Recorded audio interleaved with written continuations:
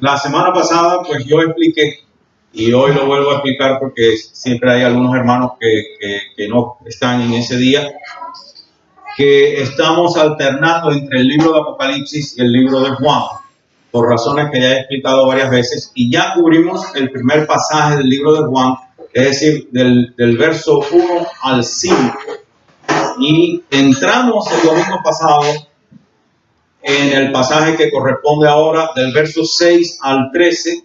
El domingo pasado cubrimos gran parte de este pasaje, pero no terminamos. Y yo le invito que por favor me acompañe en su Biblia al libro de Juan, o al Evangelio según Juan, para ser más claro, el Evangelio según Juan.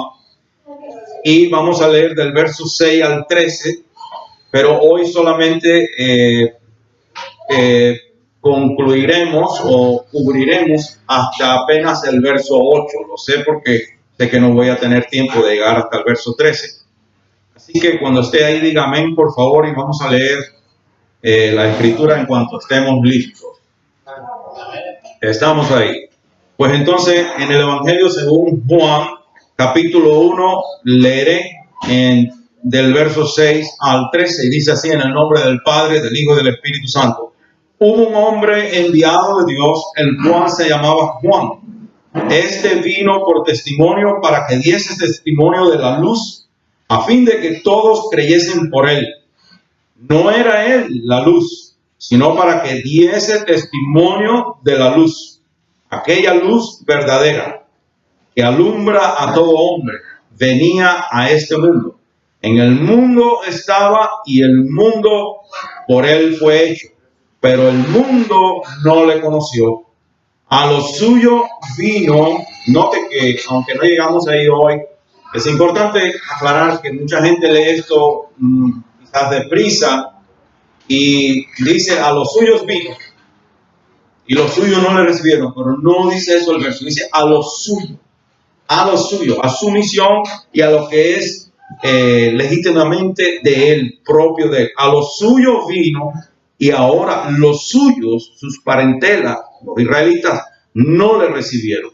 Mas a todos los que le recibieron, a los que creen en su nombre, les dio potestad de ser hechos hijos de Dios, los cuales no son engendrados de sangre, ni de voluntad de carne, ni de voluntad de varón, sino de Dios. Pues vamos a orar. Padre, te exaltamos y te glorificamos y te damos gracias por tu palabra. Damos gracias por tu Espíritu Santo que mora en cada uno de nosotros, los que hemos sido lavados y redimidos por la sangre preciosa de Cristo. Y Él está en nosotros para iluminar nuestro entendimiento. En esta hora, Señor Espíritu Santo, te necesitamos. Ilumina nuestra mente y prepara nuestro corazón. Especialmente tómame en tus manos y úsame para la exaltación y la glorificación del Señor Jesucristo, para que la iglesia sea exhortada, para que la iglesia sea consolada y edificada por el poder de tu palabra. En el nombre de Jesús te lo pedimos y te damos gracias. Amén.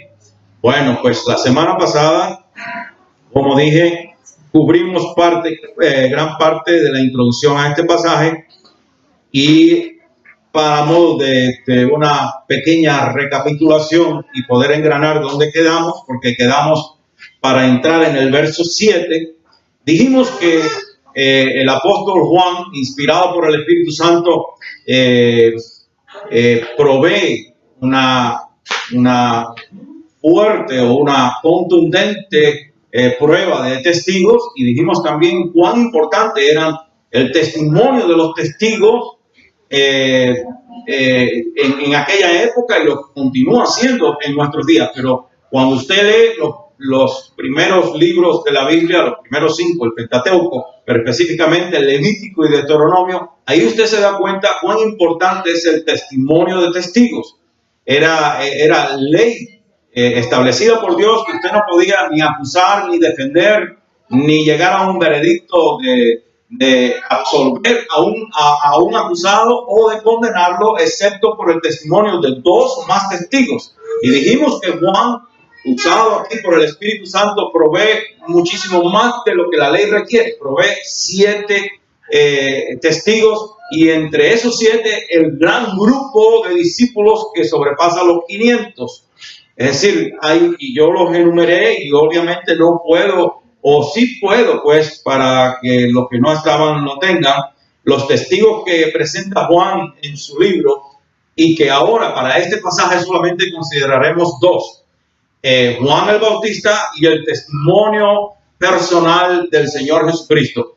Pero el apóstol Juan presenta el testimonio de los siguientes testigos en su evangelio. Número 1, el testimonio del Padre. Número 2, el del propio Señor Jesucristo. Número 3, las obras del Señor Jesucristo. Número 4, el Espíritu Santo. Número 5, las Escrituras. Número 6, Juan el Bautista. Y como dije, número 7, una gran multitud de testigos. De manera que Juan, el apóstol ahora, va más allá del requerimiento de la ley y provee una gran multitud de testigos para probar que Jesucristo es el Hijo eterno de Dios, y que para que usted crea en Él y que para que creyendo en el Señor Jesucristo, creyendo en su nombre, usted tenga vida eterna en Él. Y dijimos, comenzamos dando pues diríamos, por las Escrituras, probando la credibilidad del testimonio de Juan el Bautista. Y dijimos algunas cosas de él, pero entre ellas dijimos que prueba, es decir, la venida de Juan el Bautista, como dice en el verso 6. El verso 6 dice, hubo un hombre enviado de Dios, el cual se llamaba Juan. Dijimos que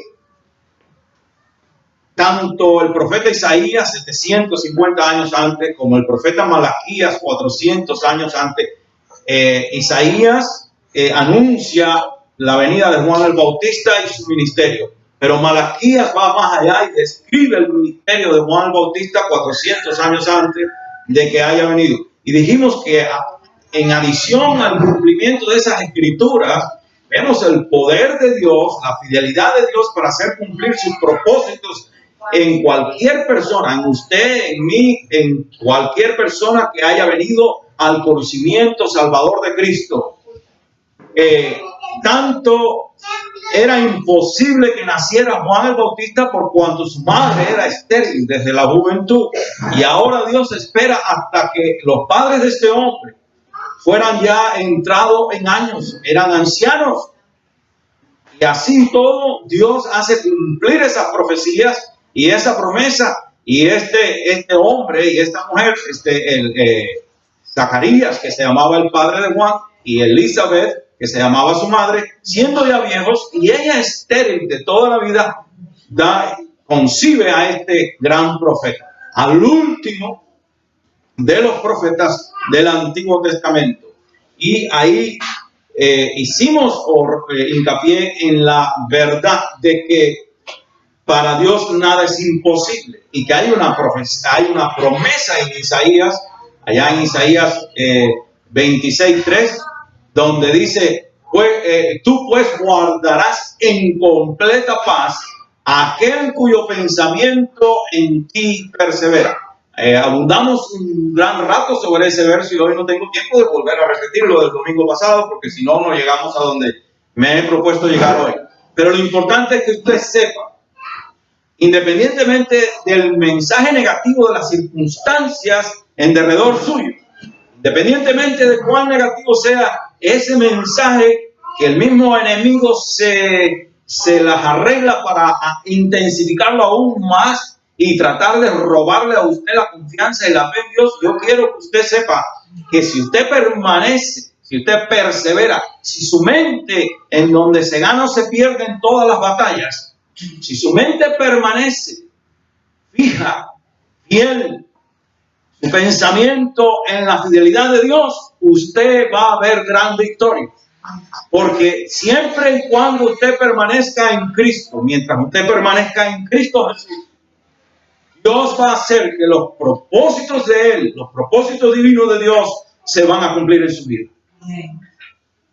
Hay una epístola que es maravillosa y nosotros la cubrimos verso a verso. Yo creo que me tomó como 3 años, hace un tiempo atrás aquí, y fui inclusive criticado por algunas personas, creo que irreverentes, inclusive a la palabra de Dios, que dice que aquí solo se hablaba de la epístola de Efesios. Bueno, pero si estábamos estudiando la verso y nos tomó 3 años cubrir toda la epístola a los Efesios. Y hay una frase que se repite 27 veces en la epístola a los Efesios, y es la frase en Cristo Jesús. En Cristo Jesús. ¿Por qué? Porque no hay nada, no hay lugar, ni hay posición espiritual más segura y más bendecida que en Cristo Jesús. Si usted permanece en Cristo Jesús, aunque se levante el infierno completo contra usted, usted verá victoria, porque Jesús ya venció.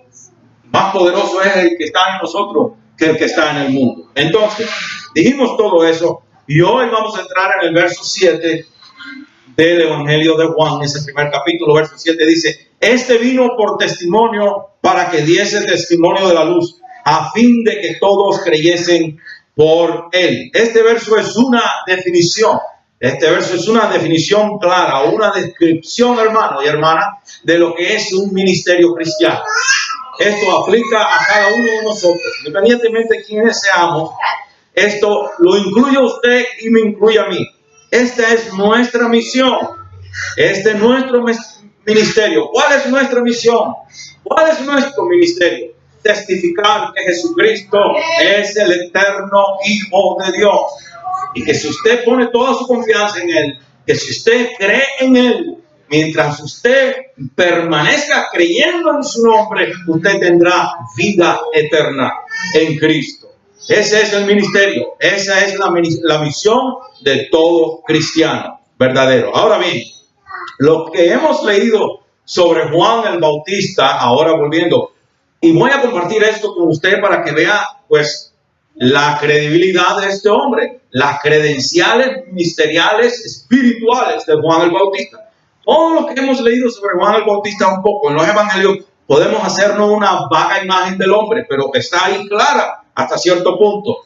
¿Se imagina usted Juan el Bautista solicitando credenciales ministeriales en cualquiera de nuestros concilios, cualquiera que sea, no importa? ¿Se imagina usted este hombre, un hombre rudo, de una personalidad semejante al profeta Elías, curtido por el sol, vestido de pieles de camello, ceñido con un cinturón de cuero, una cabellera larga, descuidada, despeinada, separado de los deleites del mundo?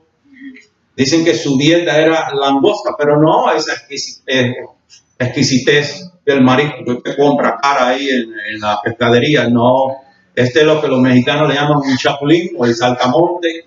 Chapulín le dicen, ¿verdad? El saltamonte es un insecto, no es la langosta que usted va y que le cuesta no sé cuánto la cola de langosta. No estamos hablando de la langosta, el insecto, el miel silvestre. Él es un nazareo, dedicado a Dios desde antes de nacer, desde el vientre de su madre. Era un hombre humilde, pero no conocía el miedo. Tan fiel a su ministerio, tan fiel al que lo llamó, a Dios, tan fiel a su misión, que esa fidelidad le costó su propia cabeza. De manera que, ¿cómo lo recibirían en nuestros concilios? Por su aspecto físico, por su manera de andar, de expresarse. Pues como el mal del hombre, lamentablemente, es buscar de acuerdo a las apariencias, creo que no le prestaría mucha atención. Diría que este era un loco más que salió. Sin embargo, el propio Señor Jesucristo, en Mateo 11:11, dijo de Juan el Bautista. Él dijo esto de Juan el Bautista: de cierto os digo, entre los que nacen de mujer, no se ha levantado otro mayor que Juan el Bautista.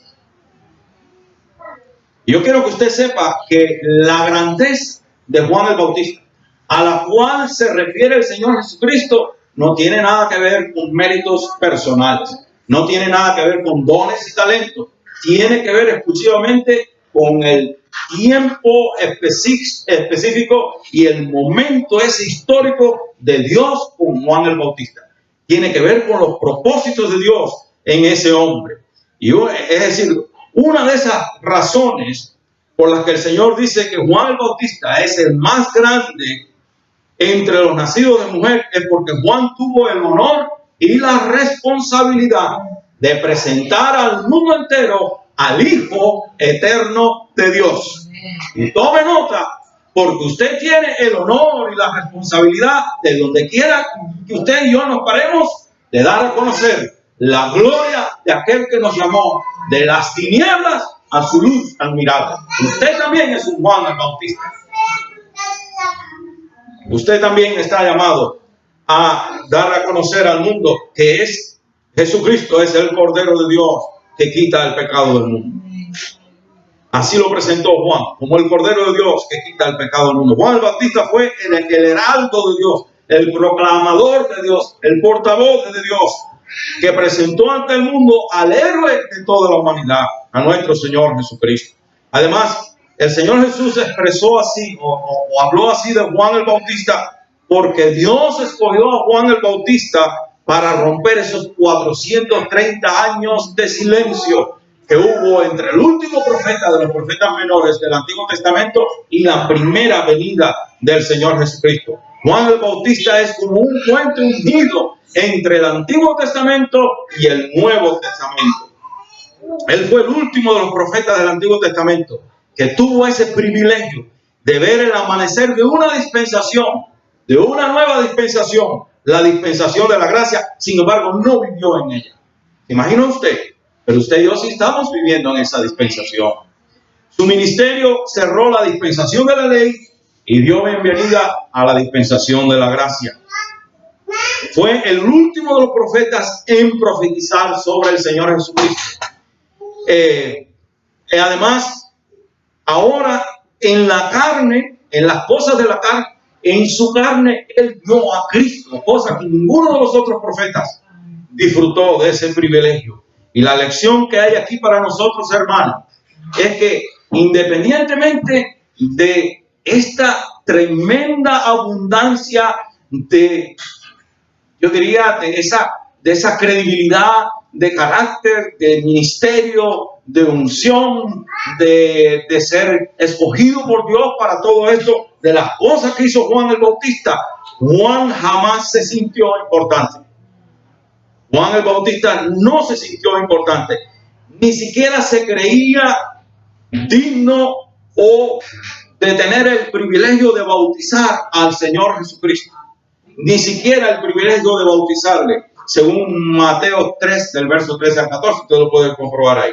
Ni siquiera se sintió digno de soltar el calzado de los pies del Señor Jesucristo. Y sabe usted que eso le tocaba hacer al más bajo de los, en los esclavos de aquel tiempo había diferentes rangos. Y el esclavo de menos rango en la servidumbre de una casa era el que desataba las sandalias del que llegaba y le lavaba los pies. Y Juan el Bautista ni siquiera se siente digno de desatar las sandalias del Señor, según Mateo 3:11. Y nosotros los cristianos debemos cuidarnos de un mal muy peligroso. Y es que cuando Dios comienza a usarnos a nosotros, nos comenzamos a inflar de orgullo y de petulancia y a creernos importantes. Y hoy yo quiero compartir con ustedes cuatro versos de la palabra que si usted los memoriza y si usted los atesora en su corazón, le van a guardar de uno de los pecados más peligrosos que existe, el pecado de orgullo y de vanidad, el pecado de creernos lo que no somos. La Biblia nos amonesta a que nunca tengamos mayor concepto de nosotros del que debemos tener. ¿Y sabe cuál es el concepto que debemos tener de nosotros? Que no nos olvidemos nunca de dónde Dios nos sacó. Y si usted va al primer capítulo de 1 de Corintios, donde Pablo le dice a la iglesia, hermanos, porque piensen en ustedes. Vamos a leer un momento lo que le dice Pablo a esta gente. Y cuando nosotros nos queramos mandar a correr, pensemos bien de dónde nos sacó Dios. 1 de Corintios capítulo 1 verso 26 dice, pues mirad, hermanos, vuestra vocación, que no sois muchos sabios según la carne, ni muchos poderosos, ni muchos nobles, sino que lo necio del mundo escogió Dios para avergonzar a los sabios, y lo débil del mundo escogió Dios para avergonzar a lo fuerte, y lo vil del mundo y lo menospreciado escogió Dios, y lo que no es, para deshacer lo que es, a fin de que nadie se jacte en su presencia. Mas por él estáis vosotros en Cristo Jesús, el cual nos ha sido hecho por Dios sabiduría, justificación, santificación y redención, para que, como está escrito, el que se gloría, gloríese en el Señor. No hay ninguna otra razón para que nosotros nos podamos gloriar en nada, hermano. Yo quiero compartir estos textos con usted porque a mí me han sido de gran bendición. Tampoco me las estoy dando de ser más humilde que nadie ni cosa que lo parezca. Porque hay un peligro. Algunos cristianos se sienten orgullosos de ser humildes. ¿Sabía usted eso? Usted agarró esa. Suena como un chiste, pero es verdad. Hay gente que se sienten orgullosos de cuán humildes ellos son. Y ya ahí se le cayó la plataforma completa. Juan 3:27. Si usted se memoriza o si usted toma notas mentales, a mí me deleita ver cuando hay personas que toman notas, y porque sé que pues quieren ser transformados por la palabra. ¿Sabe una cosa, hermano?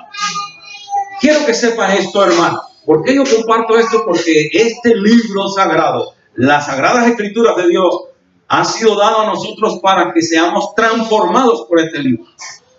Todos los libros que usted puede comprar, sean libros buenos o malos, porque hay buenos y hay malos, pero todos los libros, independientemente de buenos o malos, existen para su información y mi información. Todos los libros están ahí para su información, pero este libro que le llamamos la Biblia, la palabra de Dios, existe para su y mi transformación. ¿Entendió eso? Todos los libros son para nuestra información, excepto la Biblia. La Biblia no es para informarnos, la Biblia es para transformarnos, tampoco para reformarnos. Los psicólogos los psiquiatras, los trabajadores sociales, los consejeros reforman. La cárcel se supone que es un lugar para reformar y a veces peor sale el que entró ahí. Sí, hermana, usted trabaja ahí o no. Pero la Biblia no es ni para reformar ni para informar, es para transformar al hombre y hacerlo semejante a Cristo. Es la única manera que usted y yo vamos a entrar allá. Entonces, estos 4 textos, no importa el tiempo que me tome, vamos a darle estos 4 textos. Y si usted los pone en la primera hoja esa blanca de su Biblia y de vez en cuando los ve, yo estoy seguro que le va a poner los frenos si usted un día se quiere mandar a correr. Juan 3:27 dice, respondió Juan, y este es Juan el Bautista, y dijo, no puede el hombre recibir nada si no le fuere dado del cielo. ¿Escuchó eso?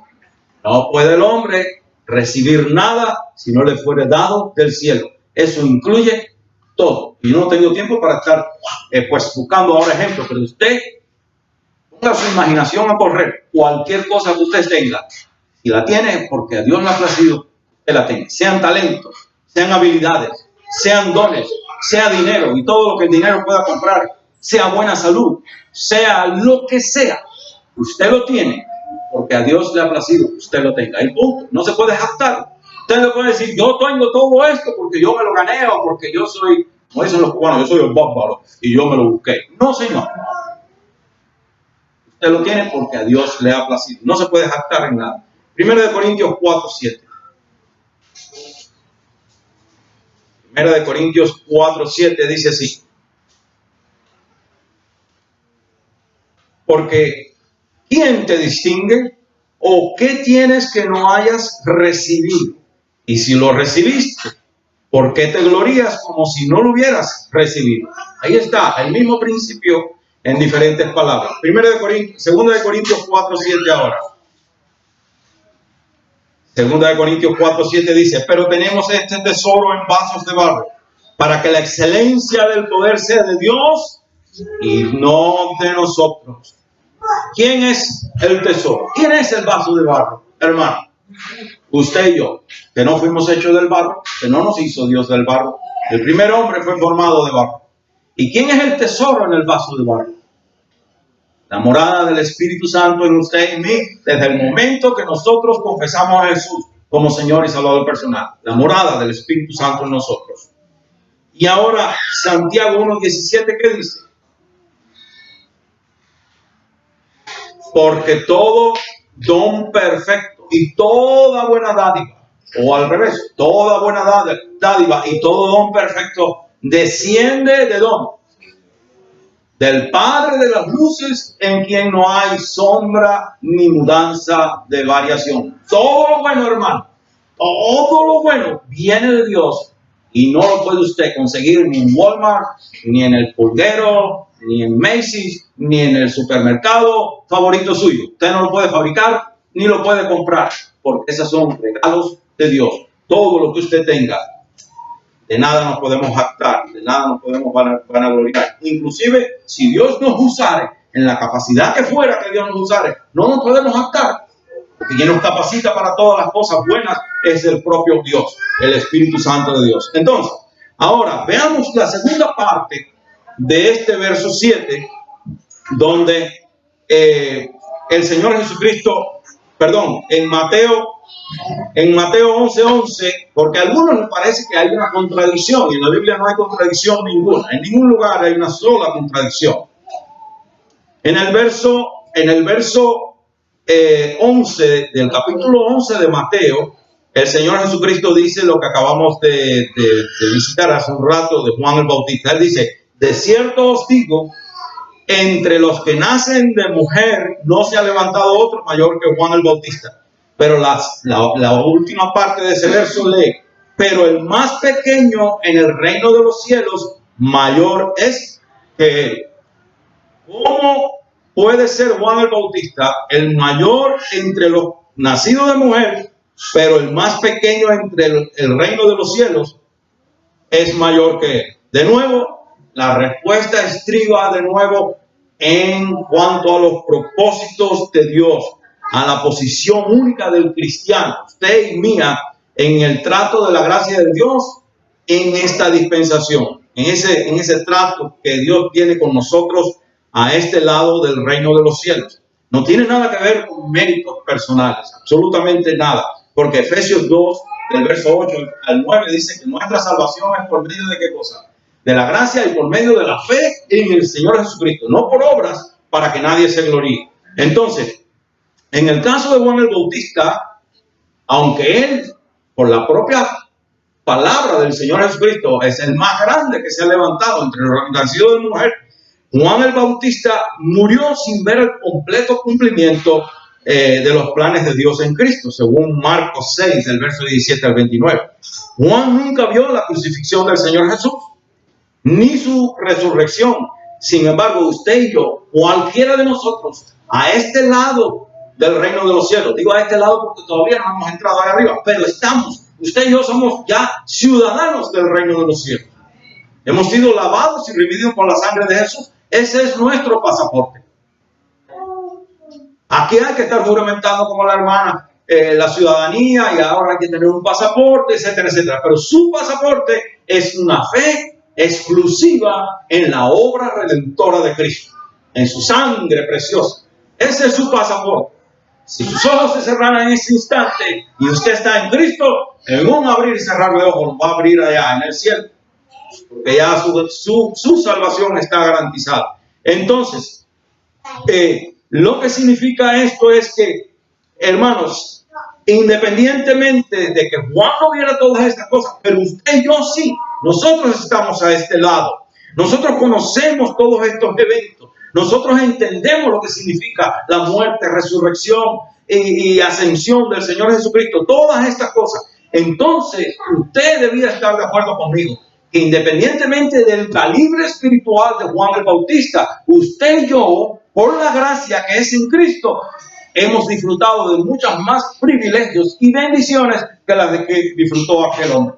Usted y yo estamos aún más endeudados con Dios por medio de la gracia. Y usted y yo tenemos una responsabilidad tan grande y tan, diríamos, seria como la que tuvo Juan el Bautista. Usted y yo, donde quiera que nos paremos, tenemos que anunciar que Jesucristo es el Hijo eterno de Dios y que Él vino a morir por usted y por mí, por el que usted esté hablando, que Dios por la gracia se lo ponga adelante, que Él vino a morir por nosotros los pecadores y que todo aquel que ponga la fe en Él tendrá vida eterna, perdón de pecados, reconciliación con Dios. Esa es la responsabilidad suya y mía en este mundo. Entonces, de acuerdo con Juan capítulo 1 del verso 6 al 8, Dios envió a Juan el Bautista delante de Cristo con el claro propósito de testificar sobre Él,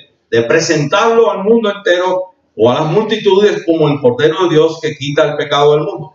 Juan el Bautista vino para que otros creyeran en Cristo a través de su testimonio.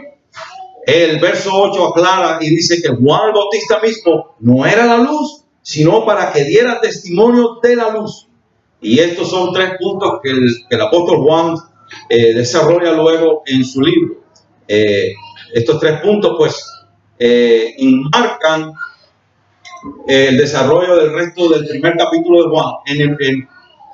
Por esto que estamos estudiando este capítulo, en primer lugar, Juan el Bautista no es la luz. Esto es un tema que desarrolla el apóstol Juan en el capítulo 1 del verso 19 al 28. En segundo lugar, Juan el Bautista fue enviado para dar testimonio de la luz. El apóstol Juan desarrolla esto en Juan capítulo 1, verso 29 al 34. Y en tercer lugar, la meta de Juan el Bautista es que todas las personas creyeran por su testimonio que el Señor Jesucristo es el Hijo eterno de Dios. Y Juan el apóstol desarrolla esto en Juan capítulo 1, verso 35 al 51. De nuevo, repito, estos tres puntos o principios son muy importantes porque establecen la base fundamental para cualquier ministerio de cualquier cristiano. ¿Sabe usted que usted es un ministro y una ministra? Ministros no somos solamente los que por la gracia de Dios llevamos el título de pastor o el que es evangelista o inclusive el que está de misionero o lo que sea. Ministro es todo el que ha sido lavado y redimido por la sangre de Cristo. Está demostrado que en el Antiguo Testamento Dios quiso que cada israelita fuera un sacerdote en su casa. Tenía así la tribu de Leví, que eran escogidos específicamente para ese ministerio sacerdotal, pero cada hombre es sacerdote en su casa. Y en la casa que no hay un hombre, pero que hay una mujer, usted es la sacerdote de esa casa. Si usted no me quiere creer, pues vamos a 1 de Pedro. Yo quiero que usted, pues, lo escuche de la palabra, no de mí.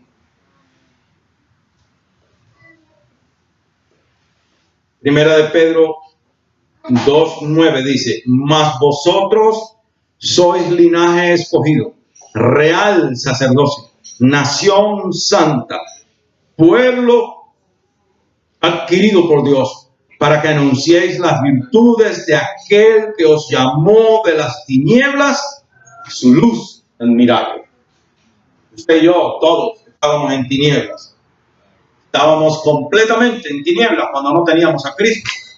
Y Él nos llamó de esas tinieblas a su luz admirable. Entonces, esta es la base fundamental para todo ministerio. Sea usted pastor, sea evangelista, sea maestro de escuela dominical, sea lo que sea, o no sea nada.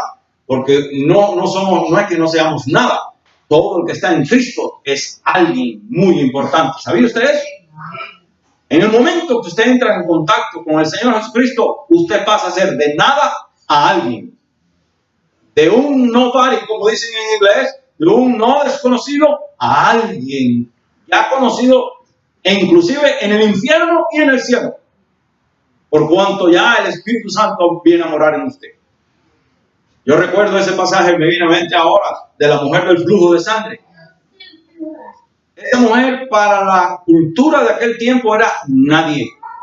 Era una mujer despreciada, inclusive no podía estar donde había, si estamos hablando de social distancing, de distanciamiento social, estos judíos sí que tenían distanciamiento social. Si había alguien contaminado de lepra, desde la distancia tenían que empezar a gritar y decir, soy leproso, apártate de mí.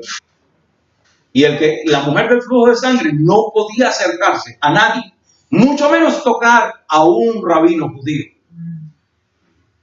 Era mirada peor que un perro sarnoso. Aquí en Estados Unidos los perros son más amados que las personas, inclusive. Porque hay gente que meten a sus padres en un nursing home. No lo van a ver ni siquiera en 6 meses, pero duermen en la cama con un perro. Y cuando la sociedad llega a ese nivel, hay problemas espirituales muy grandes, hermano. Porque yo cuido los perros. No tengo ninguno, ni quiero. Pero mi hijo tiene 2 perros para los niños. Y yo estoy pendiente de los perros, que estén bien alimentados y que estén sanos y qué sé yo, qué sé cuándo. Pero como decía mi abuelo, los perros afuera y la gente adentro. Mi abuelo era gallego y decía, los perros afuera. Los perros son para estar afuera. Y nosotros adentro. Perdón, si usted tiene un perro dentro de su casa, en su casa, usted puede tener su perrito ahí. Es un problema. Pero dentro de mi casa no hay perro que... El perro antes era yo y Cristo me cambió. De perro en ovejita. Nadie de perro dentro de la casa. ¿Dónde es que estoy parado aquí ahora? Se me olvidó. Bueno, el caso es que la mujer del flujo de sangre es una persona despreciada por la sociedad. Pero hermano, en el momento que ella toca el manto del Señor Jesucristo, de ser nadie, de no tener valor alguno en aquella cultura, el Señor Jesucristo dijo, alguien me ha tocado. Y luego la trató con esas palabras tan dulces y le dice, hija mía, tu fe te ha salvado. Pasó de nadie a hija de Dios. Hija mía, tu fe te ha salvado. Entonces, hermano, no hay un solo cristiano que pueda decir, no, yo no soy nadie. Usted es la niña de los ojos de Dios, porque Él dio a su Hijo a cambio por usted. La sangre preciosa de Cristo fue derramada por usted y por mí, y eso le da a usted un valor que no hay con qué compararlo, hermano. No hay tesoro en el mundo. Todo el petróleo de los árabes, todos los diamantes de África del Sur y el oro de Perú no son comparables. No se puede. Pedro lo dice, nosotros no fuimos redimidos con cosas corruptibles, y las menciona, ni con oro, ni con plata, ni con piedras preciosas, sino con la sangre del Hijo de Dios. Y por eso usted es alguien muy importante y usted tiene una responsabilidad. Usted debe imitar a Juan el Bautista. Juan el Bautista, su ministerio fue ¿qué? Proclamar a las multitudes que Jesucristo es el eterno Hijo de Dios. Entonces, él testificó, inclusive ver al Espíritu Santo descender en forma de paloma sobre el Señor Jesucristo en Juan 1:32. Y en Juan 1:34, Juan el Bautista dice, yo le vi y he dado testimonio que este es el Hijo de Dios. Y en Juan 3:30, él dice, es necesario que Él crezca, pero que yo mengüe. Este principio es para cada uno de nosotros también, hermano. Menguar es ponerlo a Él primero en todos los asuntos de nuestra vida, hermano. Menguar es ponerlo, es someter nuestra voluntad, nuestro carácter bajo la autoridad y el señorío del Señor Jesucristo. Y la única manera que usted puede hacer suyas las palabras de Juan, eso de que es necesario que Él crezca para que yo mengüe, es hacer de Cristo la pasión y el deleite de su vida. Jesús tiene que tener el primer lugar en su vida para que eso se pueda cumplir en nosotros. En tercer lugar, procura llevar a otras personas a los pies de Cristo, a confiar en Él exclusivamente como el único y exclusivo Salvador de nuestras almas. No se conforme con una discusión amena sobre Cristo. A veces nosotros entramos en pláticas con otras personas, pero no vamos más allá de lo importante. La mayoría de la gente sabe quién es el Señor Jesucristo. Tienen un conocimiento intelectual de Cristo. Pero no se trata de tener un conocimiento intelectual de Cristo. Se trata de tener una fe salvadora en Cristo. Y eso es lo que usted y yo tenemos que hacer. Llevar a otros a confiar en Él. Y propóngase pues llevar a otras personas. Y el apóstol Juan inserta el verso 8 como una nota aclaratoria para usted y para mí también. No era Él la luz, sino para que diese testimonio de la luz. Y este verso, una vez más, llama nuestra atención a ese principio especial y fundamental, que nuestra misión en este mundo no es que la gente fije su atención en nosotros, sino que siendo nosotros usados por el Espíritu Santo, la gente ponga su atención en el Cristo de la gloria. Vamos a estar en pie, amados, que ya he terminado por hoy. La próxima semana, la próxima vez que nos reunamos para volver a Juan capítulo 1, versos 6 al 13, pues entraremos ya en el verso 9, en el cual dice que el Señor Jesucristo es aquella luz verdadera que alumbra a todo hombre que venía a este mundo. Y cuando lleguemos ahí, pues vamos a recapitular un poquito la introducción para que engranemos y volvamos. Pero la semana que viene es día que celebraremos la Navidad y no voy a ir ni a Juan ni a Apocalipsis, voy a traer, pues he estado trabajando en eso ya. Ya Dios me dio el mensaje que tiene que ver con la celebración navideña y creo que lo siento en mi corazón que es importante para la iglesia. Ese mensaje lo vamos a compartir. Y es cristocéntrico también, de todas maneras. Así que bueno, pues vamos a orar y vamos a encomendarnos en las manos de Dios. Ya yo creo que puede parar la grabación. No sé.